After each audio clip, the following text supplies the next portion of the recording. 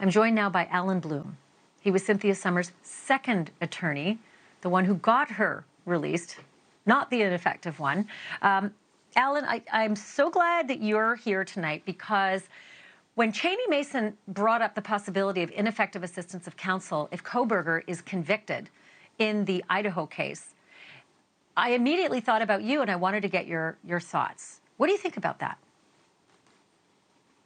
Did you say that the defense attorney in this case actually conceded the fact that they could destroy this crime scene? Yes. Okay, so now you're dealing on very iffy grounds. Now you have a situation where counsel is not attempting to preserve it. There is no question in the world that what should be done in this circumstance is that counsel should request that the court preserve the crime scene if the prosecution is going to push for its destruction or going to allow it, or if the court overrules that request and allows for the destruction of the crime scene. At that point, you can at least say that the defense has been denied one of its rights, its critical right to properly prepare for the case if, and this is a key thing, if some piece of evidence is found down the line that would have made a difference in the case. You mentioned Cynthia's case. In Cynthia's case, what we found was that the prosecution had not properly handled the lab work that was done, and they had tainted it. And yet we found a third batch of samples that had not been touched and were pristine. We were able to compare that to what the tainted evidence was that was presented in court.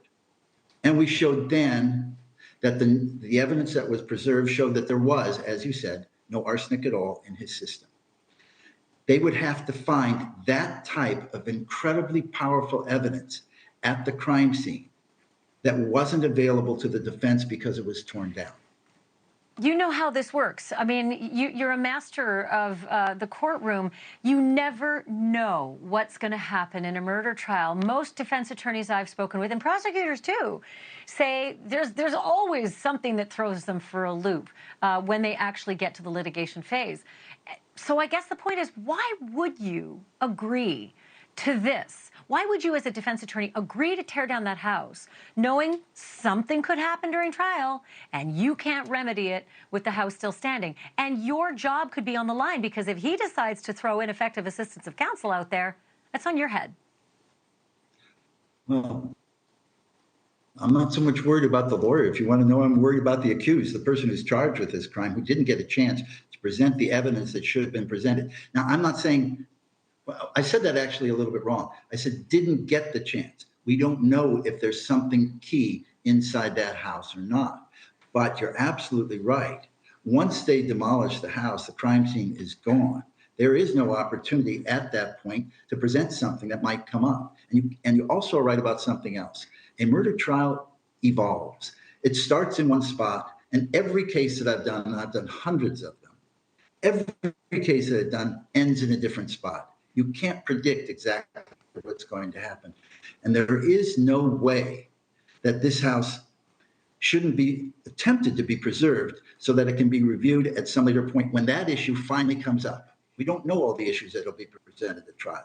The defendant doesn't know what's going to be important. We have a strong idea, but we don't know for sure, and you're not going to know, and you're never going to have a chance to check it out if this crime scene isn't preserved. Alan, do you think it's possible, because there's a gag order in this case, so we really don't know a lot. We certainly don't know what the state has on Bryan Kohberger. We think it's a lot. What we do know is a lot. But is it possible at this point that the state has, through discovery, shared with the defense attorney enough for them both to know we've got him dead to rights? This eventually is going to end up in a plea deal. Let the house come down. Let the community heal. You is mean it dead to possible rights there's to the any sense? kind of discussion like that? Go ahead. Are you still there? Can you hear me? You mean dead to rights to the sense that you know that some, okay. You mean dead to rights to the sense that you're sure that somebody died from arsenic, and then you find out that he didn't die from arsenic and all? There is no That's a good point. such thing as dead to rights. There is no such thing as being certain in a case. It's entirely possible that there is an enormous amount of evidence in this case. I don't know one way or the other. I do know, though, that no case ends up where it began. There's always variations high and low with it.